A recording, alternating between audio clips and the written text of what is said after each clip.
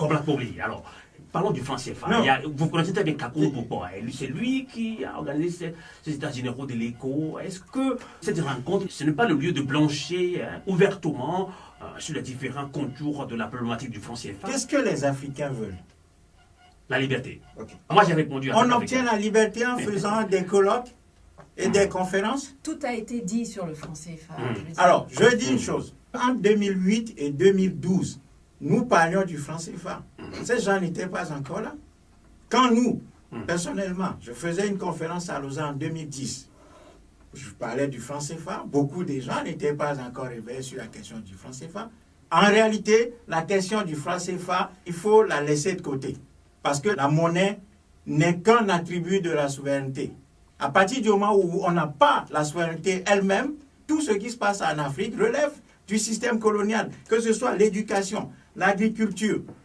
Toute l'économie africaine est une économie qui fonctionne les veines ouvertes vers l'étranger, pendant que l'étranger nous livre les produits finis de basse qualité avec un coût très élevé. Et au même moment, nous livrons les matières premières. C'est comme ça que l'économie africaine fonctionne.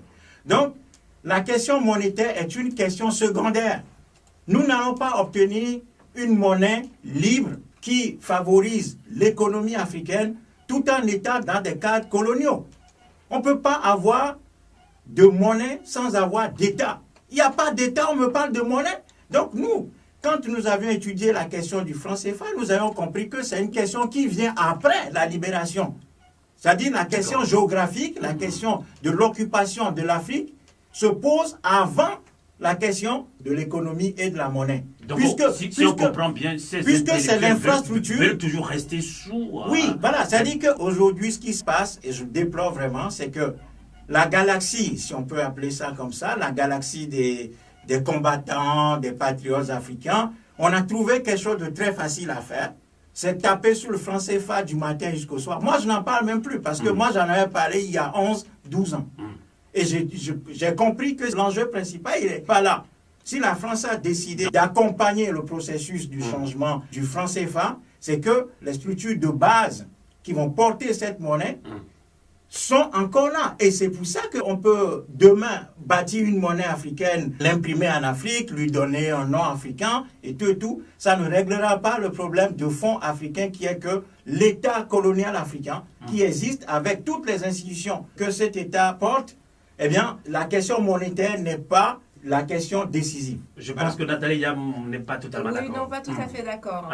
Je suis d'accord sur les conséquences, c'est-à-dire que quand comme l'a dit, que nous exportons des matières premières et nous importons des matières, des produits finis, tout ça, c'est le résultat de la monnaie que nous utilisons ici.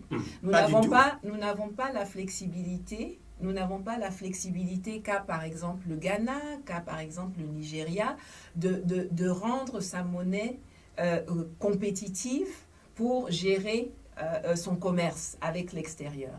Nous sommes arrimés d'abord au franc et puis par la suite à l'euro, qui est la monnaie la plus forte, la monnaie forte européenne, avec lesquelles les pays même européens comme la Grèce, l'Italie, l'Espagne, la France même ont du mal à suivre, alors qu'ils sont à un niveau d'industrialisation qui est nettement plus élevé que le nôtre. Quand vous avez, pour gérer un pays, vous avez deux éléments pour gérer l'économie d'un pays. Vous avez le budget et vous avez la monnaie. Nous, avec le franc CFA, c'est comme si on a une personne qui est unijambiste. On avance uniquement sur le budget. On n'a absolument aucun moyen d'avoir une deuxième jambe, cette monnaie, et de pouvoir l'utiliser pour pouvoir rendre nos pays, les emmener sur la voie de l'industrialisation, les emmener sur la voie de la transformation des matières premières. Donc pour moi, la monnaie n'est pas du tout une question secondaire. Notre aliénation à la France est basée dans l'économie sur la monnaie, qui a été d'ailleurs créée pour pérenniser la colonisation, l'esclavage et puis la colonisation. L'autre volet qu'on a dans ce truc, c'est la construction politique, effectivement. On a le volet militaire et on a le volet diplomatique. Donc pour moi, le franc CFA est très loin d'être un combat accessoire ou un combat annexe. C'est une des attaches majeures, une des menottes majeures qui nous tient dans l'appareil colonial, qui nous empêche de nous élever, de nous séparer, de faire nos propres erreurs, d'en payer nous-mêmes le prix, mais sans avoir à être maintenus dans la prison par le colon. C'est là où on a un problème. C'est que je comprends ce que Nathalie dit, mais en faisant cette analyse-là, beaucoup de panafricanistes et de combattants ne s'inscrivent pas dans une analyse systémique de ce que nous sommes en train de vivre. C'est-à-dire qu'on saucissonne le problème africain, c'est-à-dire qu'on le découpe en morceaux. Le franc CFA est un problème, oui. Alors, mais ça, si je comprends bien, vous êtes d'accord que le franc CFA n'est pas bien pour l'Afrique. On doit aller plutôt vers un combat avant de... Oui, c'est-à-dire que nous avons perdu la souveraineté, nous n'avons pas le pouvoir politique. Nkrumah disait, prenez le pouvoir politique, le reste vous sera donné de surcroît.